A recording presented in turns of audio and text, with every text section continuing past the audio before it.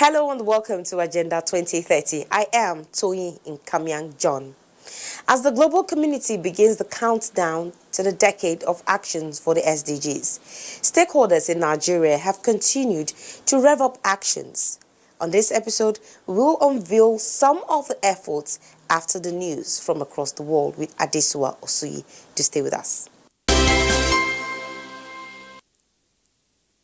Has the world celebrated the International Women's Day on the 8th of March with the theme Each for Equal, geared towards addressing gender parity gaps? Nordic countries have again made it to the top of the Global Gender Gap Index.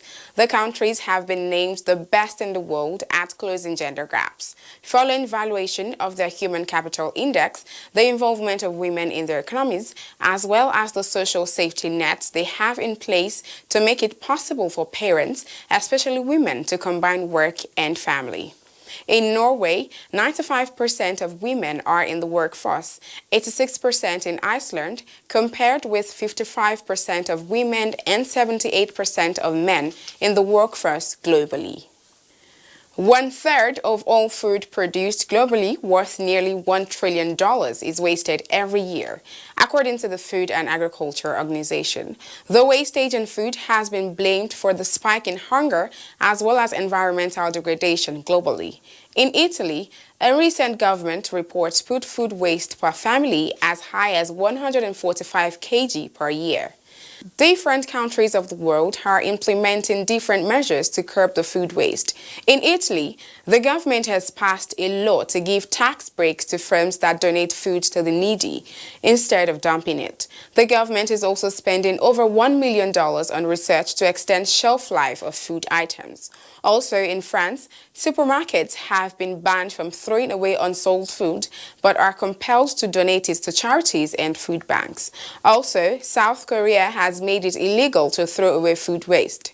The Asian country now recycles 95% of all food waste, turning them into fertilizer, animal feed, and biogas. Some Indian fishermen have come up with a sustainable, innovative way to recycle ocean trash by turning abandoned nets into eco-friendly surfboards. An initiative that is not only helping to clean up the ocean, but is financially rewarding.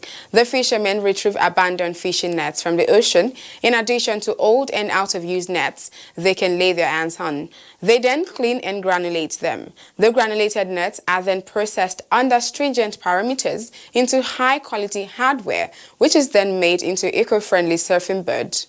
Ghost nets are a scourge to the ocean and can take up to 600 years to decompose. 46 to 70% of surface debris in some of the world's oceans are fishing gears, while more than 10,000 sea animals get killed while caught in abandoned nets every year.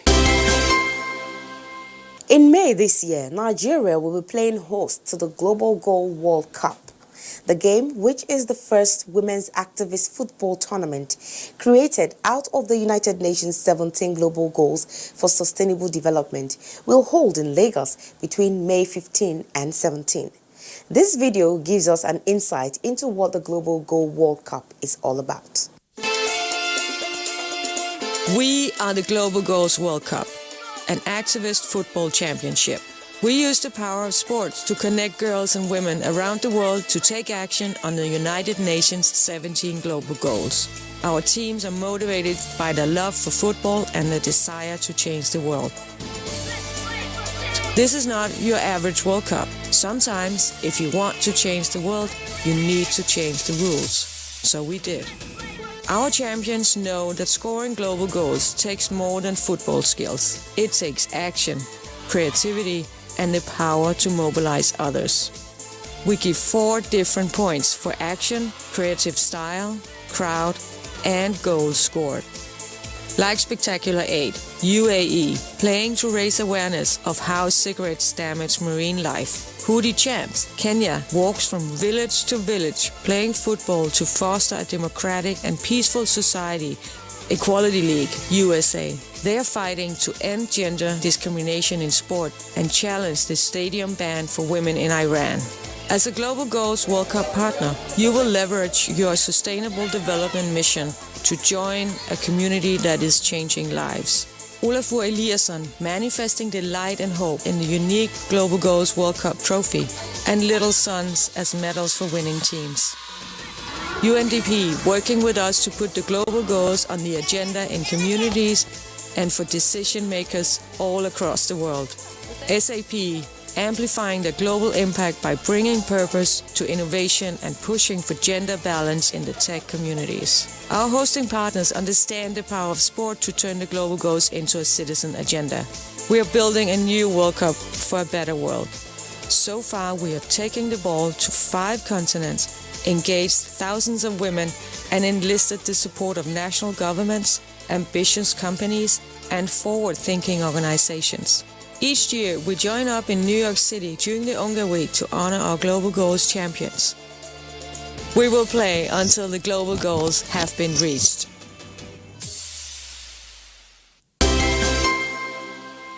In Nigeria, the organizers of the tournament, 17 Goals Africa Initiative, and the Office of the Senior Special Assistant to the President on SDGs have been mobilizing stakeholders for the Global Goal World Cup scheduled to hold in May. President Advisor on SDGs, Princess Adejoke Orelokwe Adefulure, who symbolically received the tournament ball on behalf of President Muhammadu Buhari, promised to give all the necessary support to make the tournament a success. Concept that we believe will help us encourage young women, especially the young girls, encourage them, bring them together, create a lot of teamwork, and give them opportunity to know that there's absolutely nothing they cannot achieve in life. So we appreciate this, and we want more of this collaboration, more of this participation from private sector, from young people, youth organization, women organization, academia, name it, private sector group, civil society organization, so that they can come together with this type of idea that will unite us, because we don't want to be divided any longer. Princess Adejoke Orelokwe Adefulure thereafter led the organizers to present the ball to the governor of Lagos State, the host state, Governor Babajide Sanwo-Olu, and the ambassador of United States of America, Ambassador Mary Beth Leonard.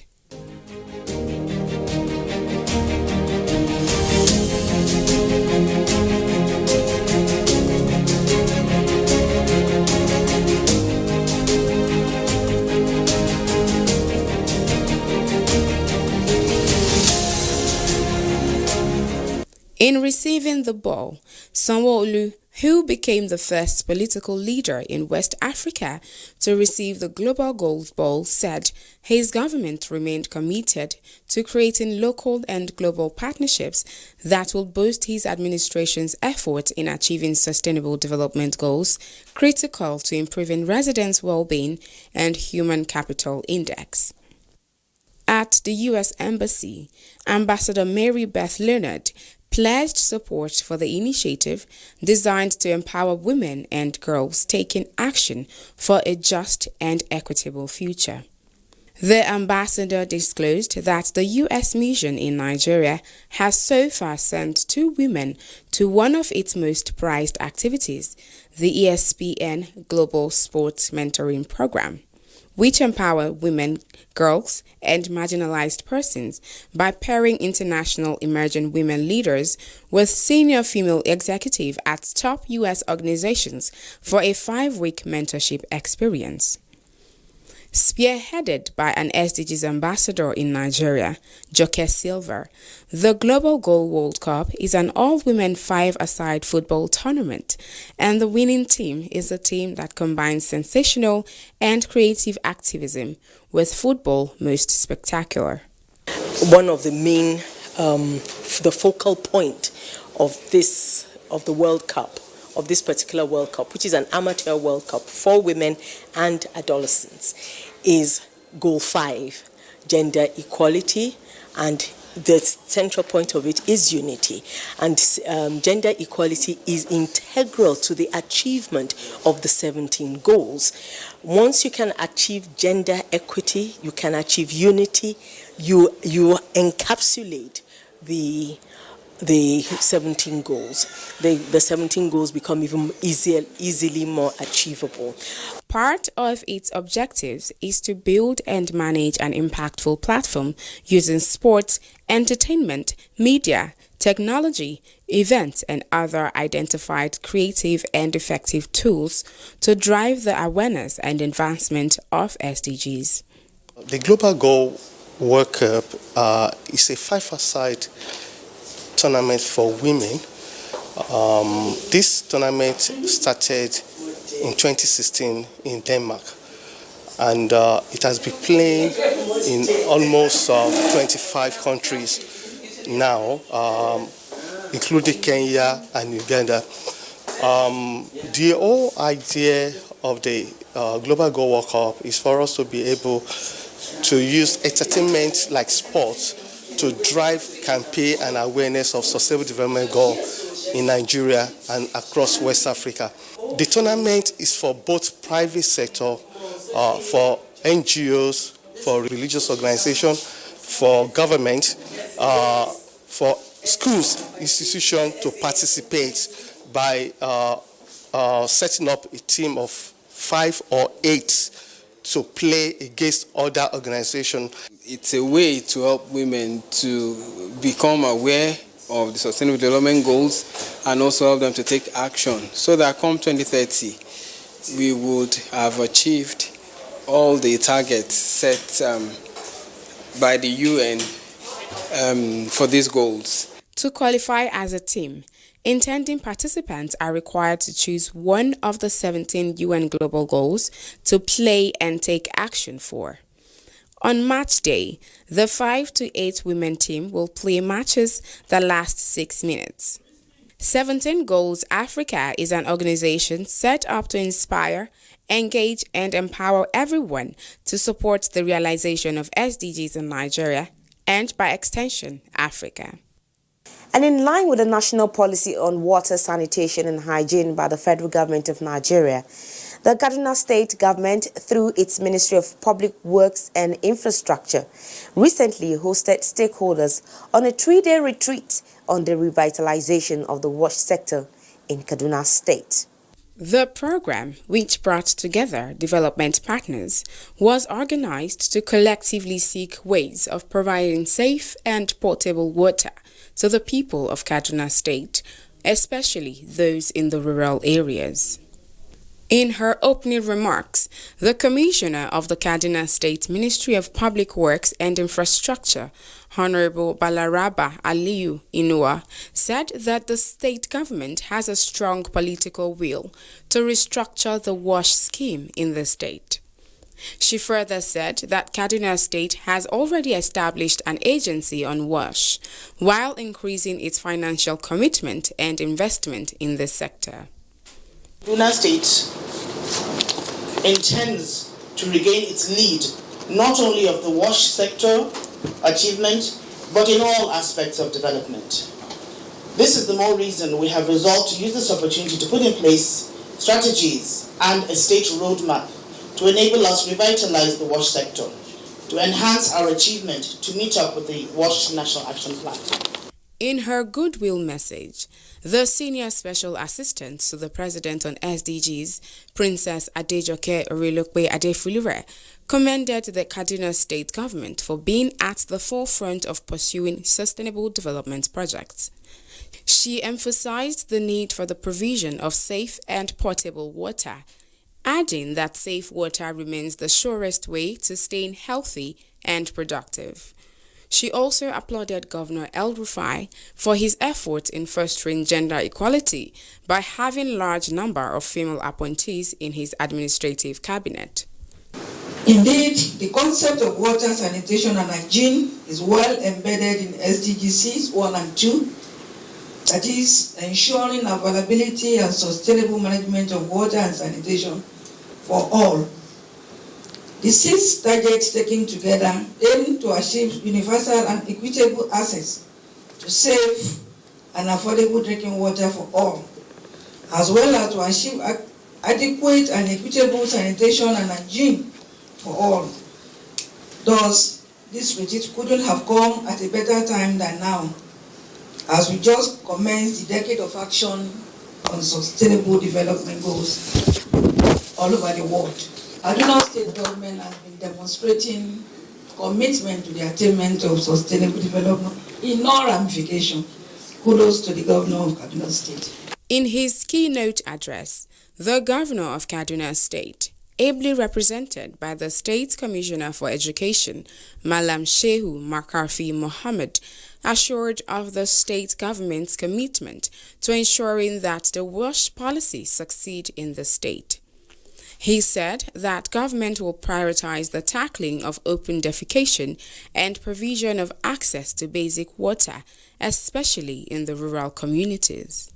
He added that the event was organized to provide a comprehensive action framework as well as identifying implementation gaps while looking at ways to partner with stakeholders for a total revitalization of the WASH policy in Kaduna State. Nigeria aims to achieve 100% access to safe and affordable WASH services by 2030. The ambitious sustainable development goal aims not only to expand access to basic WASH services, but also close gaps in service quality with an eye toward long-term sustainability.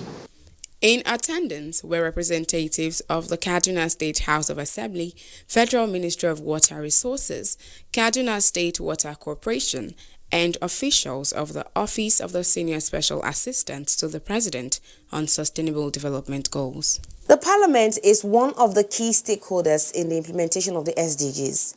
In Nigeria, the Parliament, both at the national and subnational level, have been effectively mobilized for strategic collaboration in the attainment of the goal. In furthering this effort, the House of Representatives Committee on SDGs recently paid a working visit to the office of the UNDP resident representative to consolidate partnership and seek ways of financing the goals. As the global community enters the decade of action for the Sustainable Development Goals, SDGs, the United Nations Development Programme, UNDP, has said that Nigeria will require additional $350 billion to achieve the global goal. Mohammed Yahya, the resident representative of UNDP in Nigeria, made this known while hosting the House of Representatives Committee on SDGs led by the chairman, Rotimi Agunsoye, in Abuja. Yahya said that Nigeria is an extremely important country and that if Nigeria does not meet the SDGs, Africa will not meet the SDGs as most Africans live here.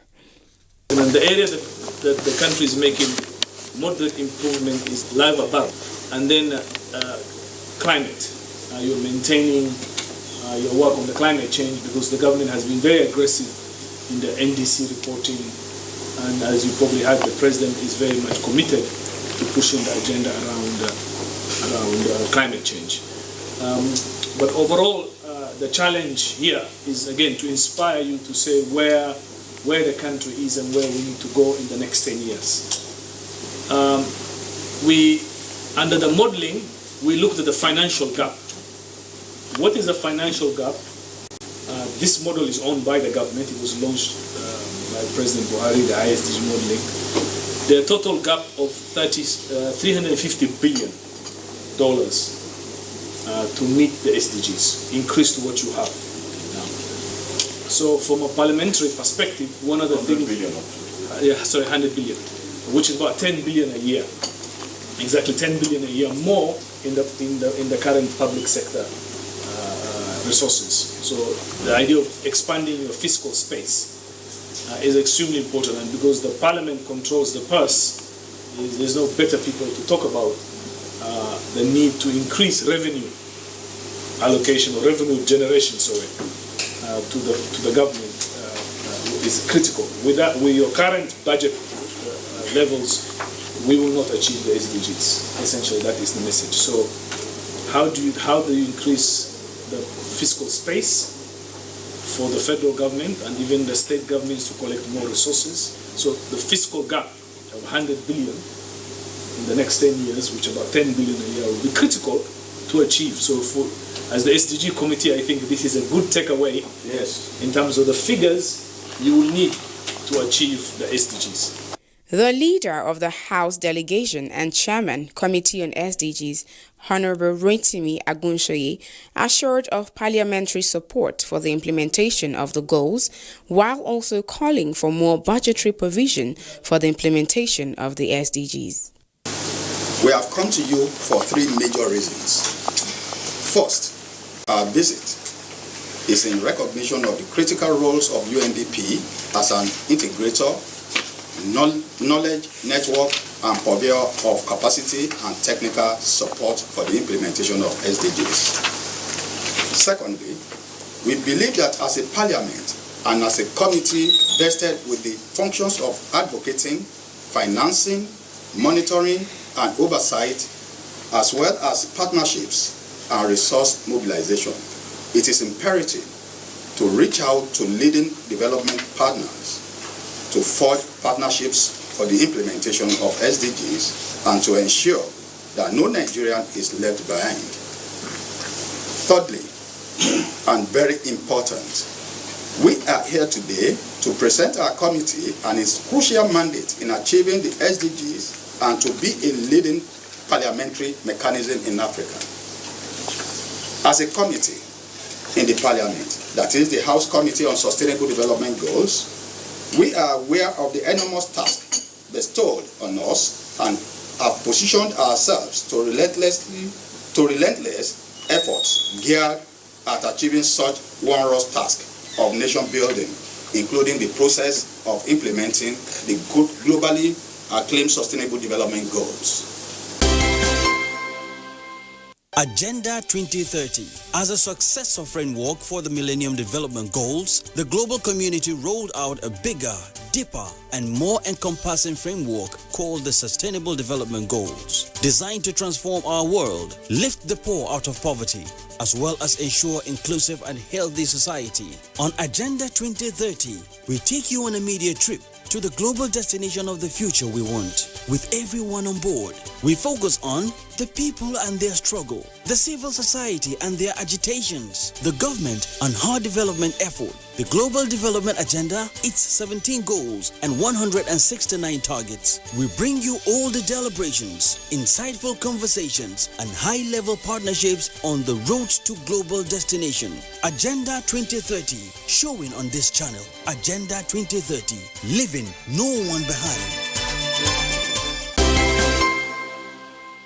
I want to salute all the great Nigerian women for the work that you're doing to push for women's rights and gender equality. And I want to also salute the progressive men who are joining in this movement and the young people who are going to drive this agenda going forward. We have just commenced the decade of action. We have 10 years to achieve the Sustainable Development Goals. That is a huge task, but I know that Nigerians can do it, because if there's one thing that Nigeria is known for, it's for the innovation, it's for the drive, it's for the boldness and the ambition. So I'm really appealing to all of you, including and especially the young people, to take charge of this process and really drive for change, to ensure that come 2030, we will have a Nigeria in which men and women can truly claim to have equality. Remember, you can always watch this program and other episodes by subscribing to our YouTube channels on youtube.com/Fresh News TV and youtube.com/Agenda 2030 TV. You can also watch the program live on Facebook. Just log on to www.facebook.com/Fresh News NG and www.facebook.com/Agenda 2030 TV. Follow us on all our social media platforms at Agenda 2030 TV on Facebook, Twitter, and Instagram. Remember to drop a comment and share with your contacts. Do use the hashtag Agenda 2030 and hashtag Agenda 2030 TV. And that has been the size of our program this week. Do keep a date with us next week as we bring you another refreshing episode. I am Toyin Nkamyang John. Thank you for staying with us.